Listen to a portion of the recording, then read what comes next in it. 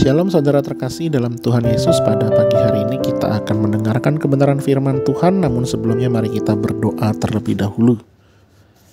Terima kasih Tuhan karena kami diberikan kesempatan untuk boleh bangun di pagi hari ini, dan kami akan merenungkan kebenaran firman Tuhan. Kiranya Tuhan berbicara dan kiranya Tuhan yang memimpin kami agar kami dapat menghidupi firman Tuhan. Terima kasih Tuhan, dalam nama Tuhan Yesus kami berdoa. Amin. Pada pagi hari ini kita sama-sama akan belajar dari 2 Tawarik pasal 13, namun saya tidak akan membacakan semua. Saya akan bacakan mulai dari ayat 18 sampai ayat 20 saja. Tema hari ini saya akan berikan judul Nyaris Kalah Namun Menang. Saya akan bacakan mulai dari ayat yang ke-18. Demikianlah orang Israel ditundukkan pada waktu itu, sedang orang Yehuda menjadi kokoh karena mereka mengandalkan diri kepada Tuhan, Allah nenek moyang mereka. Abia mengejar Yerobeam dan merebut daripadanya beberapa kota, yakni Betel dengan segala anak kotanya, Yesana dengan segala anak kotanya, dan Efron dengan segala anak kotanya. Tak pernah lagi Yerobeam mendapat kekuatan di zaman Abia. Tuhan memukul dia sehingga ia mati. Sedemikian jauh pembacaan firman Tuhan, mari kita merenungkannya. Saudara, pada tahun 2022 lalu, ada satu event yang sangat terkenal yang membuat kita semua tahu tentang event tersebut, yaitu adalah Piala Dunia 2022. Ada satu hal yang menarik dari kejuaraan Piala Dunia ini, yaitu tim Argentina. Kalau seandainya kita memperhatikan dari tim Argentina ini, ternyata pada laga awal-awal mereka itu bertanding di Piala Dunia, justru mereka itu sempat kalah kepada tim Arab Saudi dengan skor 1-2. Namun siapa yang sangka, tim yang dikiranya itu akan kalah dan juga tim yang diragukan bakal menang, justru meraih kemenangan di akhir Piala Dunia tersebut. Kalau kita membaca perikop ini, hal yang serupa terjadi kepada Abia, Raja Yehuda. Kalau kita membaca satu pasal sebelumnya, di pasal yang ke-12, kita mendapati bahwa Rehabeam, yaitu bapaknya dari Abia, Raja Yehuda, dia itu ketika kerajaannya kokoh, dia meninggalkan Tuhan. Tetapi Tuhan itu langsung menghukum Rehabeam dengan menggerakkan Sisak, yaitu Raja Firaun. Akibatnya kalau misalnya kita lihat ketika Firaun itu memerangi bapaknya Abia, yaitu Rehabeam, mereka menderita kekalahan. Itu semua karena Rehabeam itu meninggalkan Tuhan, sehingga ia menderita yang namanya kekalahan. Namun kalau misalnya kita melihat di perikop ini, di pasal yang ke-13, ketika Abia itu berhadapan dengan Yerobeam, Yerobeam ini adalah raja dari Israel Utara.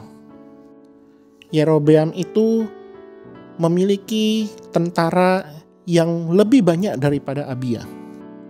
Bagaimana tidak kalau misalnya kita melihat dengan seksama, Israel Utara itu memiliki 10 suku, sedangkan Israel Selatan hanya 2 suku, yaitu suku Benyamin dan juga suku Yehuda. Abia sebenarnya sedang berada di posisi terjepit, dan ketika itu Abia itu sedang terkepung depan dan juga belakang oleh pasukan Yerobeam. Tetapi yang menariknya kalau kita melihat di ayat yang ke-14, kita perhatikan di ayat yang ke-14 dari pasal yang ke-13 ini, dalam terjemahan bahasa Indonesia masa kini dikatakan begini. Ketika pasukan Yehuda, yaitu pasukannya dari Abia, melihat bahwa mereka dikepung, mereka berteriak minta tolong kepada Tuhan. Para imam meniup trompet. Ayat 15, lalu pasukan Yehuda menyerukan pekik perang dan maju menyerang dipimpin oleh Abia. Sementara mereka berseru, Allah mengalahkan Yerobeam dan pasukan Israel.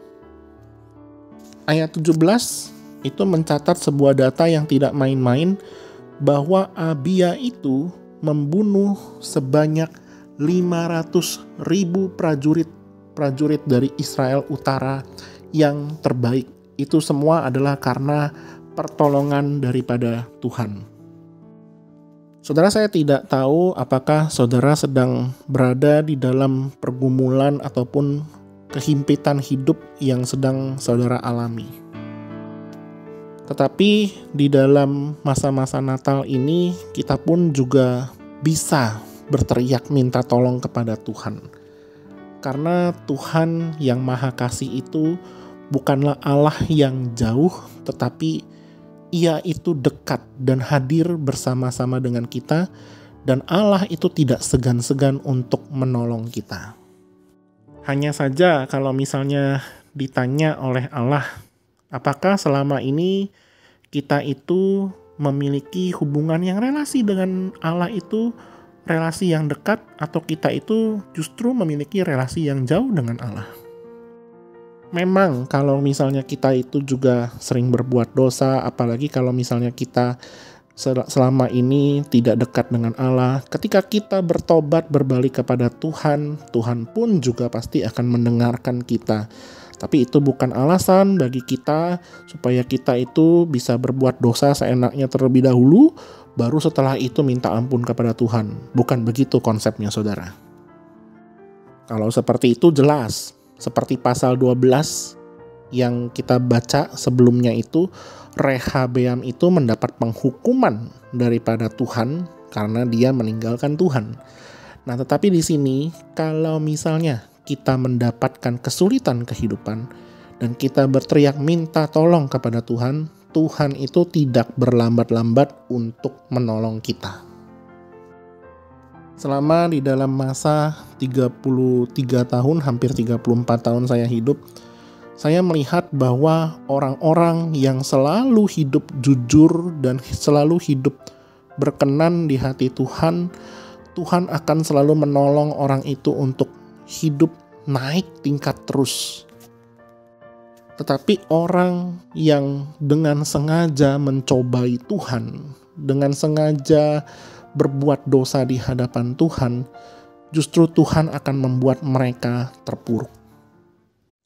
Maka dari itu kita harus berhati-hati sekali dan sangat memiliki pemikiran yang harus dengan sangat bijak untuk menjalani kehidupan ini. Agar kita bukan hanya menjadi anak-anak Allah yang hidup, tetapi kita menjadi anak-anak Allah yang menang atas persoalan kehidupan kita.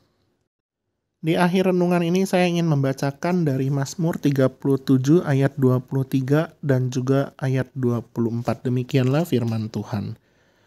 Tuhan menetapkan langkah-langkah orang yang hidupnya berkenan kepadanya. Apabila ia jatuh, tidaklah sampai tergeletak, sebab Tuhan menopang tangannya. Kiranya kita semua boleh dipimpin oleh Tuhan, dan juga kita semua boleh hidup di dalam firman-Nya. Mari kita berdoa. Terima kasih Tuhan untuk firman-Mu yang mengingatkan kami bahwa sesungguhnya ketika kami berjalan bersama dengan Tuhan, maka kami adalah orang-orang yang menang di dalam persoalan kehidupan kami. Terima kasih untuk janji firman-Mu ini, dan kiranya kami bukan hanya mendengarkan firman-Mu saja, tapi juga menghidupi firman Tuhan. Terima kasih Tuhan, dalam nama Tuhan Yesus kami berdoa. Amin.